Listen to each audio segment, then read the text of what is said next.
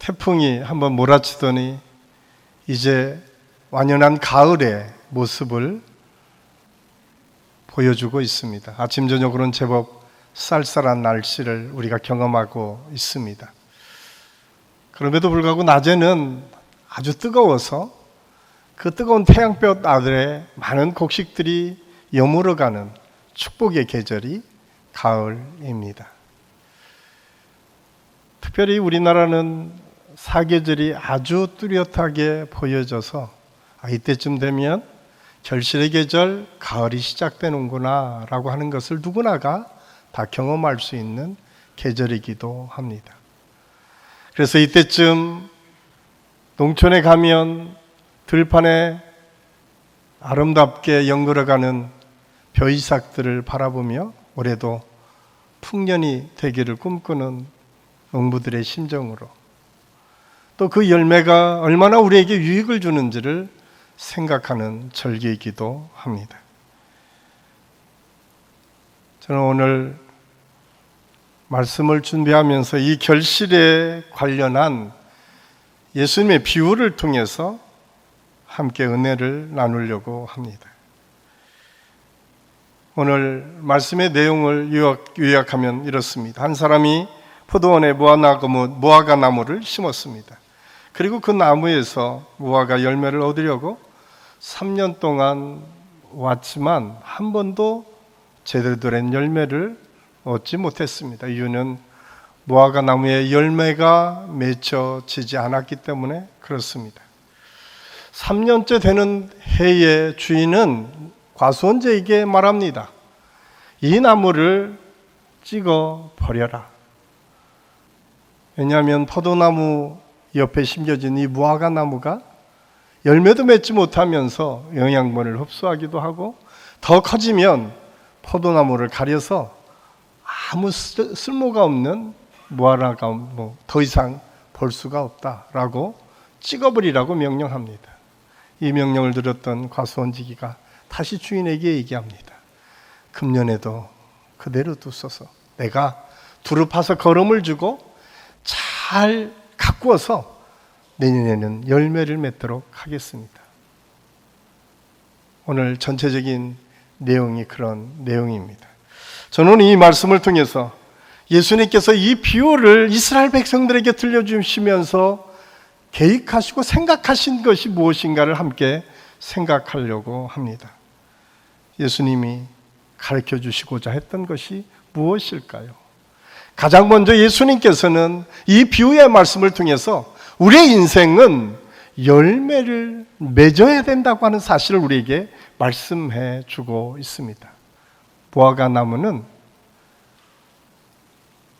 뽕나무과의 낙엽과목으로 과수나무로서 재배가 됩니다. 소아시아와 건조한 지대에 많이 분포되어 있다고 합니다. 우리나라도 이렇게 서해안 쪽에 목포 지역에 가면 이 무화과 나무가 많이 재배가 되어서 길거리마다 무화과가 많이 판매되는 것을 볼 수가 있습니다.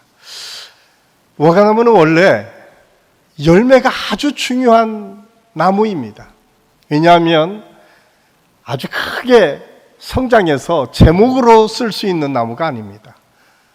꽃도 피지 않기 때문에 관상수로 아름다운 꽃을 감상할 수 있는 그런 나무도 아닙니다. 오로지 무화과 나무의 존재 이유는 열매를 통해서 존재 이유를 찾을 수 있다라고 할 수 있습니다. 그런데 그 무화과 나무에 열매가 없다라고 하는 것은 그 존재 이유가 없다라고 하는 것과 마찬가지입니다. 성경은 우리 믿음의 사람들, 예수 그리스도를 믿는 믿음의 사람들의 삶에 대해서 예수님께서 요한복음 15장 16절에 너희가 나를 택한 것이 아니라 내가 너희를 택하여 세웠나니 이는 너희로 가서 열매를 맺게 하고 또 너희 열매가 항상 있게 하여. 하나님께서 우리를 부르셨다 말씀하고 있습니다. 하나님께서 우리를 택하시고 우리를 부르셨는데 그 이유가 우리의 인생 가운데 열매가 있게 하시기 위함이다 라고 말씀하고 있습니다. 그런데 그 열매는 그냥 한 번으로 그치는 것이 아니라 항상 그 그 열매가 우리 삶 속에서 풍성히 맺혀지기를 원하셨다라고 성경은 우리에게 말씀해주고 있습니다. 사랑하는 한신교회 성도 여러분, 여러분은 여러분의 삶에서 지금 어떤 열매를 맺고 계십니까? 열매가 항상 있게 하시겠다라고 하는 말씀하셨는데 우리는 과연 지금 어떤 열매를 맺으며 살고 있을까요? 성경에서 표현하는 열매를 여러 가지로 설명할 수 있겠지만 크게 두 가지로 나누어서 설명할 수 있습니다. 가장 먼저는 이 열매는 생명의 열매를 말합니다. 내가 예수님을 믿고 영원한 생명을 얻은 사람으로서 이 생명을 누리는 믿음의 삶을 살아가는 사람들 뿐만 아니라 이 생명의 열매는 세상과 완전히 구별되는 열매입니다. 우리가 창세기 2장 7절에 예수님께서 인간을 창조하시고 그 코에 생기를 불어 넣으심으로 생명이 되도록 우리를 축복해 주셨는데 그 생명의 삶을 사는 삶, 그것이 곧 생명의 열매입니다. 이것은 오늘 새가족들이 우리 교회에 와서 다시 예수 그리스도를 믿고 새로운 삶을 펼쳐가는 것처럼 생명이 구원받는 역사가 이루어지는 삶을 의미하기도 합니다. 그래서 아주 쉬운 말로 얘기하면 전도의 열매다라고 이야기할 수 있습니다. 근데 참 안타깝게도 한국교회가 언제부턴가 이제 전도에는 별로 관심이 없습니다. 생명이 구원되는 것에 대해서는 별로 관심이 없습니다. 저는 우리 한신교회는 생명 구원의 역사를 언제나 희망하고 우리 주변에 아직까지 예수 그리스도를 모르는 사람들에게 끊임없이 예수 그리스도의 복음을 증가하는 아름다운 역사가 계속 이어질 수 있기를 간절히 소원합니다. 또 하나 성경의 열매를 보면 우리가 잘 아는 것처럼 갈라디아서 5장 22절에 나오는 9가지 성령의 열매를 우리가 쉽게 생각할 수 있습니다. 사랑과 희락과 화평과 오래 참음과 자비와 양선과 충성과 온유와 절제다라고 말씀하고 있습니다. 그런데 갈라디아서 5장 22절에 이 열매의 원어의 뜻을 보면 복수로 되어 있는 것이 아니라 단수로 되어 있습니다. 한 열매 속에 9가지 특성이 포함되어 있다라고 하는 의미입니다. 그렇다면 이 한 열매는 무엇을 상징할까요? 이 한 열매는 예수 그리스도를 주로 고백하는 믿음의 사람 한 사람을 의미합니다. 한 사람의 인격 속에 이렇게 성령의 9가지 아름다운 열매들이 맺혀져야 된다고 하는 사실을 성경을 통해서 우리에게 말씀해 주고 있습니다. 그런데 이 생명의 열매 그리고 이 한 생명의 인격을 통해서 드러나는 이 9가지 성령의 열매가 사실은 이 땅에서 예수 그리스도를 통해서 증거되어지고 예수 그리스도의 인격 속에서 볼 수 있는 모습을 우리가 알 수가 있습니다. 사랑으로 가득 찼던 분, 기쁨으로 가득 차 있었던 분, 화평, 진정한 평안으로 그의 내면의 인격이 견고하셨던 분, 사랑과 희락과 화평과 그리고 정말 오래 참음으로 마지막 한 생명이 구원받기까지 자기의 모든 것을 내어주고 십자가에 못 박혀 돌아가시기까지 희생하고 인내하셨던 예수 그리스도의 그 인격이야말로 우리가 열매 맺는 가장 중요한 모범이고 모델이다라고 하는 사실을 우리가 알 수가 있습니다. 그렇다면 우리가 열매를 맺는다라고 하는 것은 곧 이 예수 그리스도의 인격을 닮아감으로 우리의 삶이 예수님처럼 변화되는 것을 의미한다라고 볼 수가 있습니다. 그렇기 때문에 내가 신앙생활의 연륜이 얼마나 되느냐, 언제부터 내가 예수를 믿었느냐가 중요한 것이 아니라 내가 얼마나 예수 그리스도의 인격을 닮아가는 믿음의 삶을 살고 있느냐가 더 중요하다고 하는 사실을 우리는 알아야 합니다. 사랑하는 한신교회 성도 여러분, 여러분 2022년을 사시면서 여러분은 어떤 인격의 열매를 지금 맺고 계십니까? 여러분은 어떤 생명의 열매를 맺고 계십니까? 벌써 2022년도 9월을 반절이나 지나가고 있습니다. 이제 남은 3개월 동안 우리가 중간 점검하면서 우리 안에 어떤 열매가 있는지를 살펴보고, 저는 우리 안식교 모든 성도들의 가정에서나 삶 속에서 그 열매를 다시 한번 맺을 수 있는 축복이 있기를 예수님의 이름으로 간절히 축원합니다. 두 번째로 오늘 말씀해 보면 우리의 삶은 결산할 때가 있다라고 하는 사실을 이 비유는 우리에게 말씀해 주고 있습니다. 히브리서 9장 27절 말씀해 보면 사람이 한 번 죽는 것은 사람에게 정하신 것이요 그 후에는 하나님의 심판이 있다라고 우리에게 말씀하고 있습니다. 사람에게는 죽는 것이 그 인생이 끝나는 것이 아니라 그 후에는 하나님의 심판이 아주 분명히 있다라고 말씀하고 있습니다. 하나님의 선택과 사랑을 받은 이스라엘 백성들, 하나님의 명령을 떠나 자기들의 삶을 위해서 모든 것을 투자하고 헌신했던 사람들. 그래서 이제는 하나님의 뜻을 따르기보다는 하나님을 이용해서 내 삶을 더 풍성하게 했으면 좋겠다라고 하는 생각을 가졌던 사람들이 이스라엘 백성들이었음을 알 수가 있습니다. 하나님의 심판이 가까워졌는데도 불구하고 당시 이스라엘 지도자들은 부드러운 말로 사람들의 눈치를 보며 그 사람들에게 듣기 좋은 말로 위로하기에 여념이 없었음을 성경은 우리에게 증언하고 있습니다. 왜냐하면 청중들이 그것을 원했기 때문에 그렇습니다.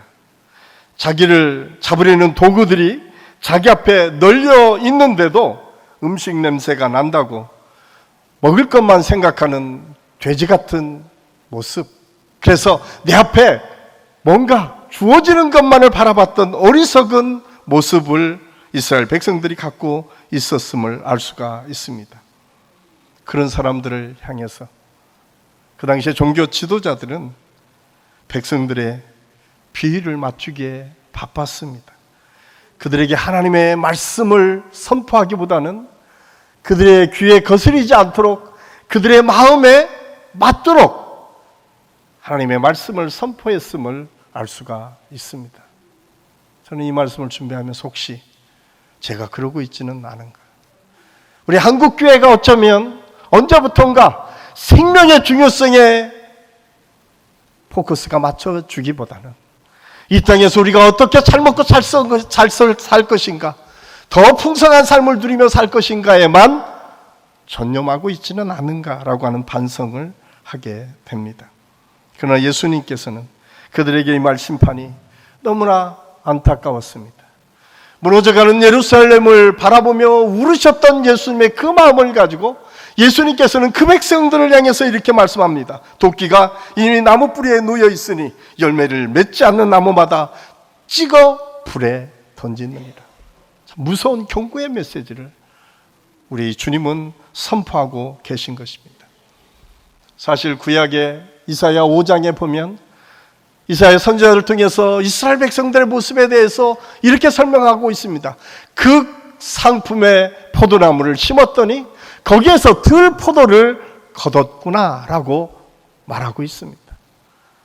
너무 좋은 나무를 심어놨는데 열매는 너무 보잘것 없었다는 것입니다.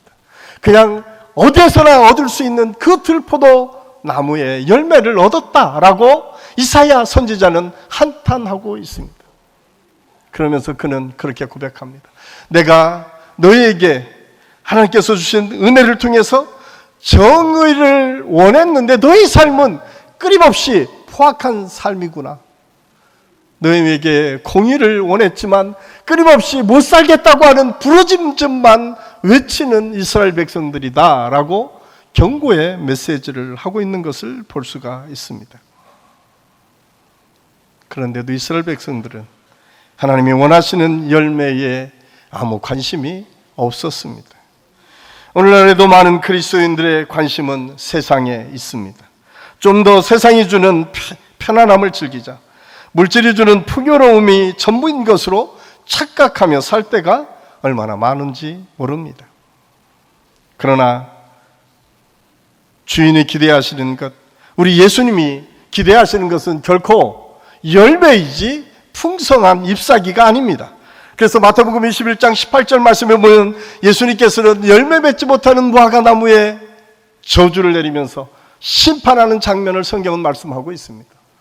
그 후에 돌아오다 보니까 그 무화과 나무가, 잎만 무성했던 무화과 나무가 말라버리는 것을 보았습니다.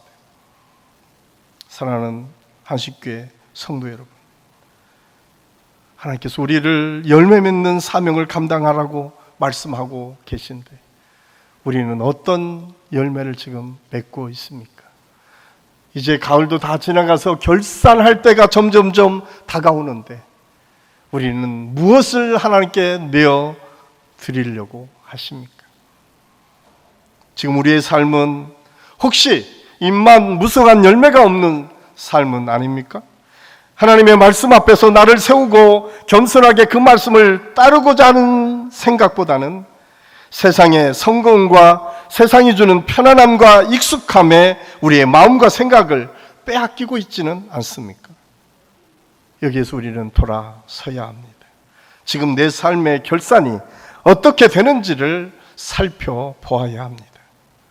특별히 후반기를 준비하면서 한 해를 돌아보고 중간 점검하면서 우리는 어떤 결산을 하나님께 드릴 수 있을지를 생각하는 우리 한식의 모든 성도들이 다 될 수 있기를 예수님의 이름으로 간절히 축원합니다. 세 번째로 예수님은 우리에게 기다리며 기회를 주신다는 사실을 우리에게 가르쳐주고 있습니다. 예수님이 오늘 말씀하시는 이 본문 바로 앞에 누가복음 13장 1절에 5절 말씀에 보면 두 가지 사건을 우리에게 증언하고 있습니다. 한 가지 사건은 그 당시에 예루살렘에 있었던 많은 사람들이 빌라도가 예수 믿는다는 이유로 그들을 죽였다라고 하는 소식을 들으면서 이게 어떤 이유냐고 말을 하며 예수님께 질문하는 장면을 말씀하고 있습니다. 그러자 예수님은 그 말을 들으시고 의외의 대답을 하십니다. 거기서 그렇게 희생당한 사람이 다른 사람들보다 죄가 더 많아서 그런 일을 당한 줄 아느냐? 너희도 회개하지 않으면 다 그와 같이 망하리라. 예수님은 그들이 회개하지 않으면 망한다는 것을 더 잘 설명하시기 위해서 이 비유를 주셨다라고 말씀합니다. 그러면서 또 한 비유를 설명하고 있습니다. 실로암에서 망대가 무너져서 그 아래서 18명이 죽게 되었는데 이들은 어떤 죄로 인해서, 무슨 죄로 인해서 죽었습니까? 라고 하는 이스라엘 백성들, 인과 응보의 사상에 빠져 있었던 그들에게 예수님께서 오늘 우리가 읽은 이 비유의 말씀을 통해서 다시 경고해 주는 것은 무엇입니까? 그것은 너희들의 믿음을 돌아보라는 것입니다. 너희의 지금 상태가 어떤 상태인지를 깨달으라고 하는 것입니다. 내로남불의 신앙. 나는 괜찮으면 하나님께서 지금 모두를 축복하고 있는 거야 라고 하는 착각에 빠질 수 있는 것. 어떤 사람이 실수하고 어떤 사람이 잘못된 것을 보면 저 사람이 죄가 있어서 그럴 거야 라고 하는 잘못된 판단과 생각을 할 수 있는 것이 그 당시에 이스라엘 백성들의 모습이었다라고 예수님께서 지적하신 것입니다. 그러면서 오늘 주님은 우리에게 말씀합니다. 너 스스로를 돌아봐라. 너에게 지금 하나님께서 요구하시는 것이 무엇인지를 깨달으라 말씀하고 계십니다. 그러면서 너희들이 지금 건강하고 평안한 것은 죄가 없어서가 아니라 하나님이 회개하도록 기회를 주신 것임을 깨닫고 어서 회개의 열매를 맺으라고 하는 경고의 메시지를 오늘 이 사건을 통해서 우리에게 설명하고 있습니다. 그렇다면 하나님이 우리에게 기대하시는 열매는 무엇일까요? 그것은 오늘 이 말씀을 통해서 회개의 열매입니다. 그런데 우리는 가끔 회개하면 울며 아파하며 뉘우치는 것만을 생각할 때가 종종 있습니다. 그런데 회개는 뉘우치고 슬퍼하며 우는 행동만을 말하는 것이 아니라 뉘우치고 울며 통분에 회개하고 돌이키는 것까지 의미합니다. 새로운 행동, 새로운 삶으로 바뀌어지는 것까지가 회개다라고 하는 사실을 우리에게 말씀해 주고 있습니다. 하나님이 원하시는 열매는 변화되는 삶이지 슬퍼하는 감정의 상태가 아닙니다. 그래서 회개는 돌이키는 것입니다. 회개는 지금까지의 방향을 완전히 바꾸어서 하나님께서 원하시는 방향을 향해서 나아가는 것입니다. 사랑하는 한신교회 성도 여러분, 저와 여러분의 삶은 어떻습니까? 우리는 아직도 세상 사람들과 다를 바 없이 살고 있지는 않습니까? 우리의 마음속에 불평, 불만을 언제나 품은 채 살고 있지는 않습니까? 아직도 생명을 사랑하는 마음으로 옆에 있는 성도들을 사랑하고 섬기는 마음보다는 조금만 내 의견과 다르고 내 생각과 다르더라고 하면 그 사람을 정죄하고 판단하고 미워하면서 신앙생활을 하며 살고 있지는 않습니까? 단순히 교회 다니는 목적이 오직 내 마음과 몸이 편하고 세상에서 잘 되는 것만을 추구하는 수준에 머물러 있지는 않습니까? 남의 눈에 있는 티는 보면서 내 안에 들보를 깨닫지 못하는 어린아이와 같은 영적인 상태에서 머물러 있지는 않습니까? 내가 매일매일 삶 속에서 하나님께서 기뻐하시는 말씀을 증거하는 일, 새로운 사람들을 세워주고 생명의 길로 인도하는 일, 그리고 교회 안에서나 가정에서나 다른 사람을 세워주는 일보다는, 기도하는 일보다는 나를 드러내는 일에 집중하고 내가 좀 더 높은 자리에 올라가는 것만을 추구하며 살고 있지는 않습니까?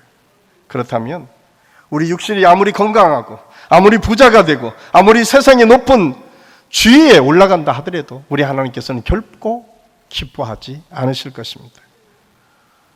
오히려 하나님께서는 열매가 없는 무성한 잎사귀 같다라고 책망하실 것입니다. 사랑하는 한식교회 성도 여러분, 그럼에도 오늘 저는 이 말씀을 통해서 우리 주님의 마음이 어떠한지를 알 수 있어서 너무 감사했습니다. 8절 말씀에 보면 그 주인은 그렇게 말합니다. 찍어버리라고 말하는데 그 과수원지기는 그렇게 말해요. 금년에도 그대로 두소서. 내가 주변을 파서 거름을 많이 주어서 다시 열매 맺도록 한번 시도해 보겠습니다 라고 하는 것이 과수원지기의 말입니다. 어쩌면 이 과수원지기는 지금도 우리를 사랑하시고 우리 곁에서 말할 수 없는 탄식으로 기도하시며 우리가 하나님의 뜻대로 살아가도록 인도하시려고 하는 예수 그리스도, 그분의 중보의 역할이다라고 이해할 수 있습니다. 2022년 3개월 정도 남았는데 오늘 우리의 삶 속에 주변의 웅덩이를 봐서 걸음을 우리가 잘 채워야 됩니다. 그 걸음은 어떤 걸음이어야 될까요? 먼저는 하나님의 말씀의 걸음이 채워질 때 그 말씀을 통해서 아름다운 열매를 맺어갈 수 있습니다. 우리가 매번 카톡을 통해서 여러분 말씀을 지금 보내드리고 있습니다. 새벽마다 말씀을 쭉 읽어가고 있습니다. 매일 주일 예배를 통해서 말씀이 선포되고 있습니다. 아니, 개인적으로 여러분들이 말씀을 읽어가며 여러분에게 주시는 하나님의 말씀이 무엇인지를 깨달으며 그 말씀을 가까이 하는 우리 한식교회 모든 성도들이 될 수 있기를 바랍니다. 말씀에는 비전이 있고 길이 있고 생명의 가르침이 있습니다. 또한 오늘 어떤 걸음을 우리가 주어야 될까? 기도의 걸음입니다. 한식교회 감사하게도 기도의 여정들이 참 많이 있습니다. 새벽을 깨워서 기도하는 분들이 있고 또한 하나님께서 주시는 은혜를 통해서 릴레이 기도와 중보 기도를 통해서 하나님의 영광을 드리는 사람들이 참 많이 있습니다. 그 성도들뿐만 아니라 우리 모든 성도들이 한 목표를 가지고 우리가 기도해야 될 것은 우리 민족 한신의 이 축복의 역사를 통해서 나라와 민족을 품고 기도하는 사람들이 많은 교회, 이음 세대, 다음 세대 어린 생명들을 가슴에 품고 기도하는 사람들이 많은 교회, 힘들고 어려운 이웃들을 돌보고 섬기며 그들이 하나님의 뜻대로 살아갈 수 있도록 인도해 주시기를 위해서 기도하는 교회, 우리 목장 식구들을 위해서 끊임없이 기도하며 하나님의 역사를 이루어가는 교회. 그래서 기도의 걸음이 많이 뿌려질 때에 거기에서 열매를 기대할 수 있습니다. 뿐만 아니라 예배의 열매입니다. 우리가 지금 팬데믹으로 인해서 대면 예배를 드릴 수 없는 상황에 있지만 이제 많은 분들이 함께 나와서 예배를 드리고 있습니다.